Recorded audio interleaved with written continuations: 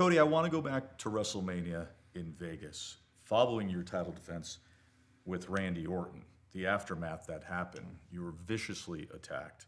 That punt kick was brutal. You sustained a serious orbital injury. We spent weeks watching it try to heal in real time. Take me through the wave of emotions in dealing with all of that. I don't know if words really cover the emotions in terms of the punt kick happening in the first place. This is, file it away with the pile driver in terms of a thing that we don't do anymore, and there's a reason why we don't do it anymore. Obviously, the emotions and the fact that it was Randy Orton, but I think we'd already crossed that bridge as to where Randy was and who Randy has become. What I would say is everything you needed to know about me, everything you needed to know about me happens after. I got up and I walked. I didn't put on some silly manila neck brace. I didn't have myself boarded away. I got up and I walked out and I tried to make eye contact with as many people as I could and let them know two things. Still the champ, still here, and if that's Randy Orton's best shot and Randy Orton was at his best ever, what does that say? And I'll extrapolate further on the fact that I don't mean this with arrogance. I'll be forthcoming and say, I'm pretty lucky. And I don't know how much more luck I have, I don't want to speak negatively or sound not confident going into a match with somebody like a Gunther. But I have been very lucky, and that's a night where I was lucky to leave with the championship that means the most to our game, but also leave without a concussion, leave without orbital fracture at that. And I was able to show the people, like you said, it's going to heal. And when it does, where does that leave me? You have an incredible support system. Now, you're somebody who we see everywhere, every day. You show up for work.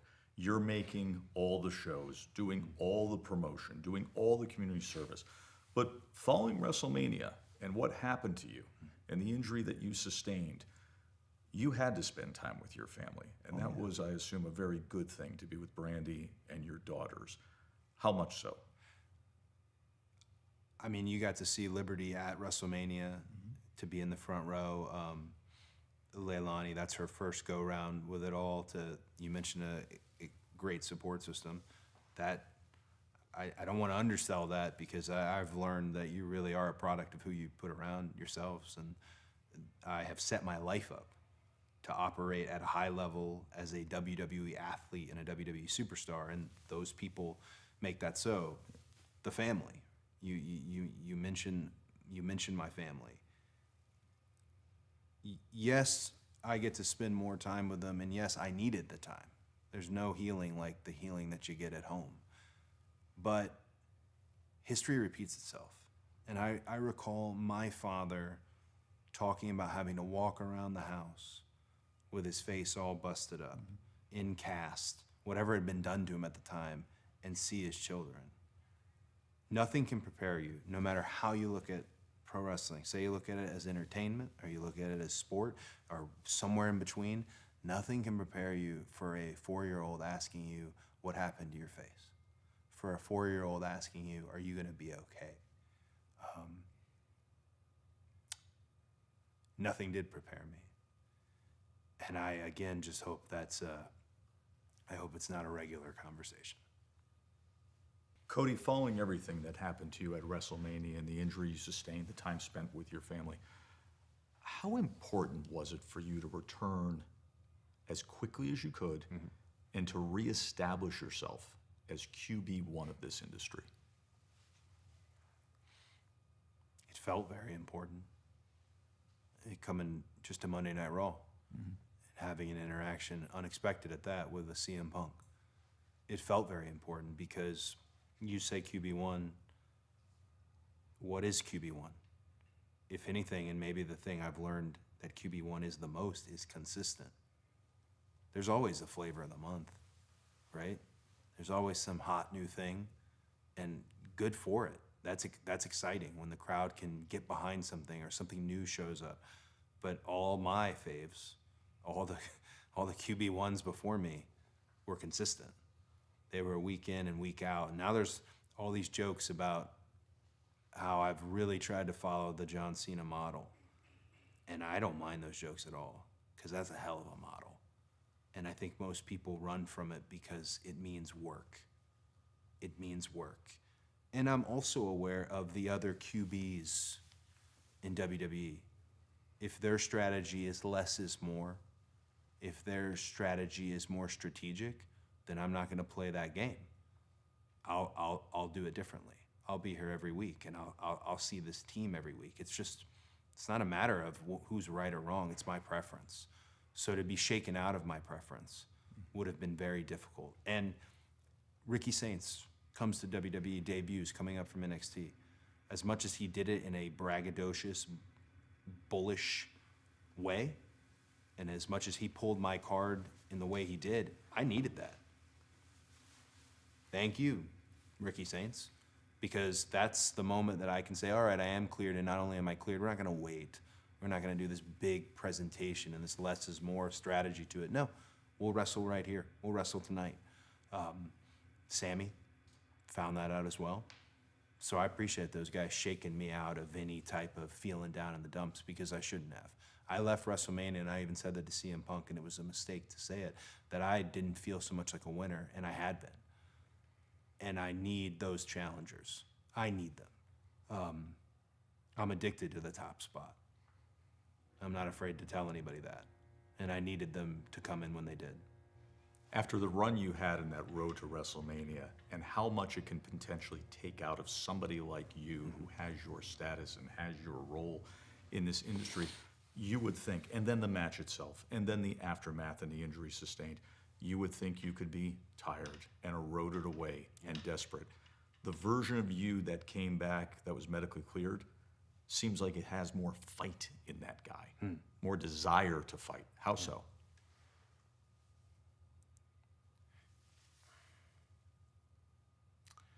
It's tough to answer, because I don't want people to think that I'm going to go back on principles or that my moral compass changes because of bad apples amongst me. But I will say, if you look at Gunther, I wasn't going to wait for him to shoot first. I'd already felt what that feels like. So for me to do that is just turnabout is fair play. And I had absolutely no problem with that. And if you say, as someone who observes this and watches it and sees it every week, and not just while we're doing it, sees us at TV, sees us walk around, sees us interact, if you say that, then that's a good thing. That's a good thing, because this, again, the richest prize in our game, how long can you keep it? It's not false, but it's certainly a cliche to say it's much harder keeping and defending the WWE Championship than it is than winning it in the first place, and I found that out. This is the third reign. It's been 10 years since I had left WWE in the first place. 10 years since I left unexpectedly, just on a weekday, without anyone knowing, and I just let the world know, I'm gone, I'm out. I have had the distinction and I have had the privilege of growing up in front of this audience. And what you mentioned, coming back after WrestleMania and everything that it takes out of you, it hurts, but I can tell you it makes you feel a lot more free. And the reason I bring up that 10 years ago is because it's been nothing but a gift to me to not only make the right decisions and not only do the right things in front of the audience, but also make the mistakes. Also trust somebody like a Randy Orton, and then you end up getting your head kicked off. But that's not a character. It's my life. And this has become my life. So if you need a little more edge, you need a little more grit, that's what Gunther gets. Time to have the conversation about Gunther.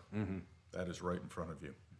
Over the course of the past year, he has now taken on a moniker that has been earned as the guy who kills careers, Right. sends stars off into retirement. Yeah.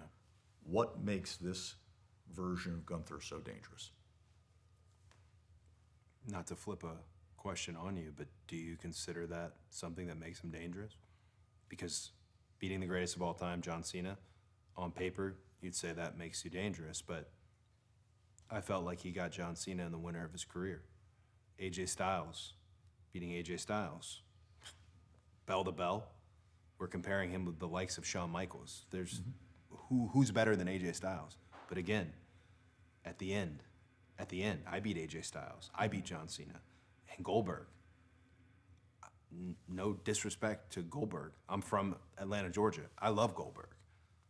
But Goldberg was in for one final outing, one final shot, and he out of season, out of practice. I don't think there was a person on earth who thought that was going to go any other way than it did. So I'm not going to look at Gunther with fear because he ended careers at the end of those careers. I'm not looking at him with fear. I'll look at Gunther with fear because Gunther is the best version of himself that he's ever been. You look back at old Walter stuff, and I think we're okay to say Walter. Sure. Look back at old Walter stuff. Look at WXW. Look at NXT or NXT UK. Hard hitter, but also quick as a cat. You look at an Ernie Ladd or a Vader, and you think one thing. You think it's going to be this big, forearm to the side of the head, and instead he's got excellent, hard to beat fundamentals. He's a wrestler's wrestler. He is every wrestler's favorite. But we have history. And sometimes you got somebody's number. And I think his outlook on me has been that I have his number. And I think that's what's caused this entire yo-yoing back and forth with Nick Aldis on I'm going to sign a contract, I'm not going to sign a contract, I'm going to come to SmackDown, I'm not sure. You're out of options. Raw is done with you. So this is where you need to wrestle now. You need to wrestle on SmackDown. And here, you're not getting the red carpet. You're not getting all these things because what do we have? This is what we have, and it's mine. And I love the fact that he wants it. Come and get it. Come and try and take it. Royal Rumble with Gunther was the first experience I had with him. San Antonio Royal Rumble, he put that across my chest, and I had just come back from pec surgery. I felt every bit of what I needed to feel in that moment. So any fear I have of Gunther is because of the wrestler that he is and not of the careers that he's killed. I'm not going to be on that list. I'm not there yet. And I think maybe that's the thing that bothers him the most. It's fun picking off legends. That's got to be fun. But that's also like wrestling outside of your weight class. That's a novelty. That's a novelty. This is a prize fight. And I think it's the first one he's had in a while. Cody, you brought up Gunther and the situation he's in with his career and landing on SmackDown, trying to get under your skin, playing the mental games. Also, some of the vicious attacks. You've attacked him back. What's your read on all of this with him?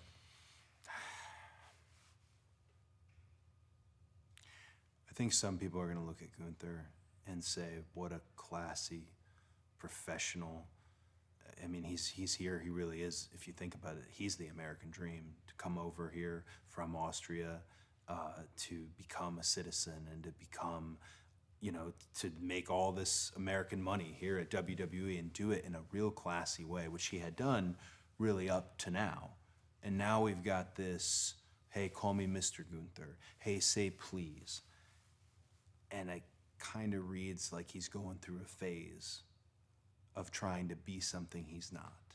And I know that's the last thing you want to say about, gosh, a 6'5" monster that is Gunther is to tell him, I think you're going through a phase, but that's what it feels like because I think he believes that the squeaky wheel gets the grease at WWE, and now he's going to be a squeaky wheel. Now he's going to make trouble for everybody. But that's not something you need to do when you're the champion. So we can strip it all away, that whole veneer, rip it down, and it's somebody who wants the biggest title in all of pro wrestling and sports entertainment. So I see through that. It's not a mental game. If anything, it's a waste of our time. I'm excited at the fact that I get to wrestle Gunther in Italy on a major PLE. I'd be excited at that match as a fan. It's a major, major match. This whole side of him that we're seeing now, it's smoke and mirrors. And it's fine with me if you want to play that way. I think I've tried to push myself too hard on people. Let's shake hands. Let's have respect. You want to know who Gunther is? Look back at my podcast, sit down with him. Mm-hmm. Because as much as we were being diplomatic and kind to one another, that's two guys that want to rip each other's heads off. That's someone who thinks he's better than I am. And I'm sitting here telling you, Joe, right now, I feel I am better than Gunther. So let's find out. Let's just find out, which we get to do. Cody, you mentioned Clash in Italy. Here we are, another major match in Europe. The last time we were over in Europe watching you in a major world championship match, it did not go the way that you thought it was going to go. Sure. Recently, Gunther, in the build-up to this world championship match, has taken on this anti-American resentment towards USA way about him. Yeah. Another mind game, another sinister way of going about it, leading up to what we're dealing with here at Clash in Italy? Oof. That's probably the trickiest question, right? But if Gunther wants to make this a versus America situation, that's just not the road I'd go down.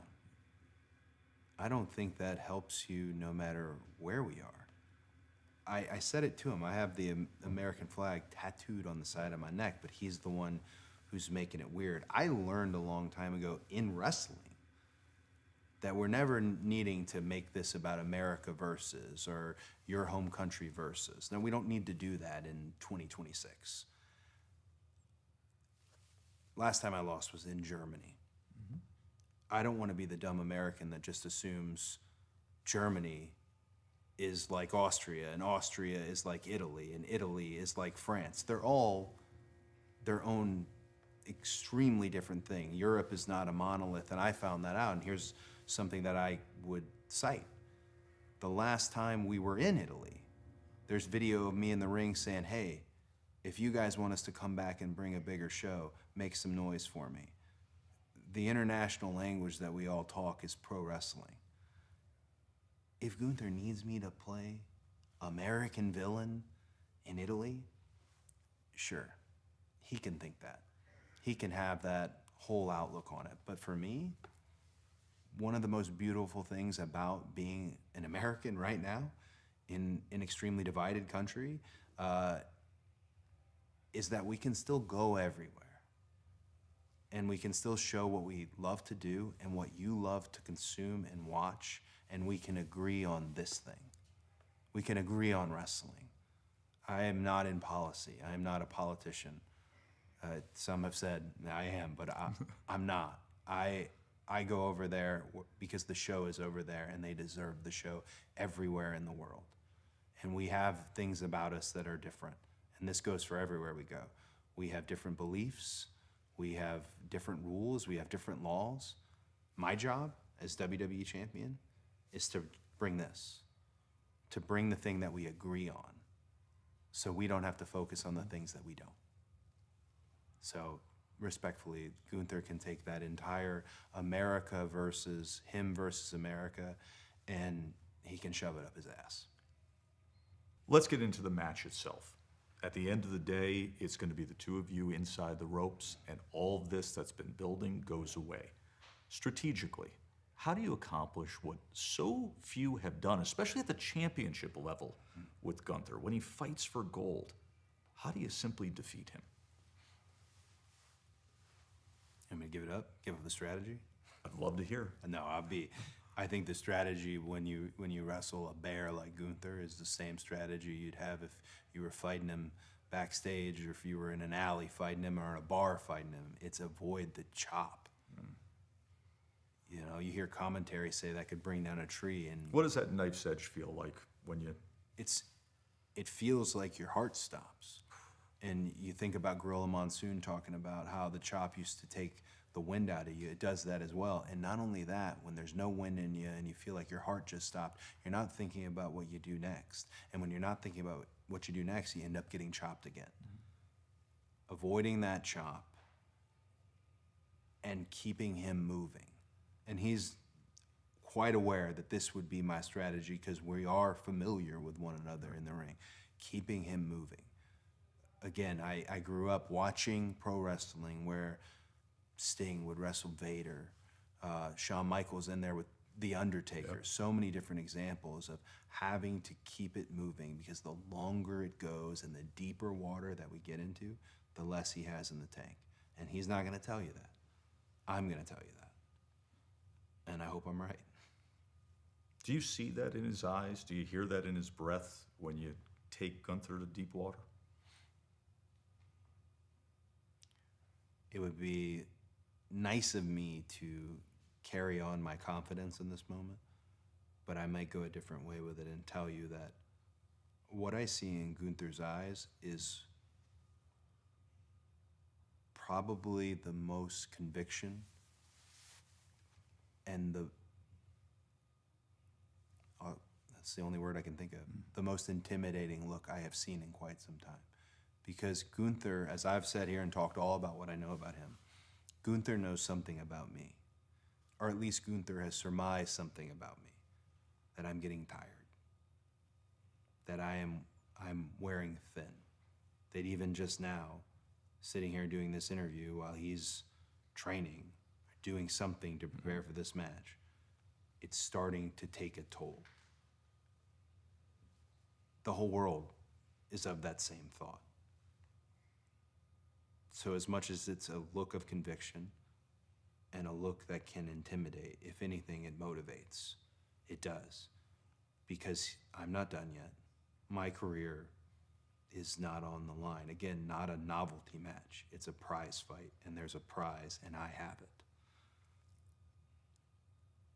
Man, I think I need to beat Gunther more than Gunther needs to beat me. And that's a good place to be going into Italy.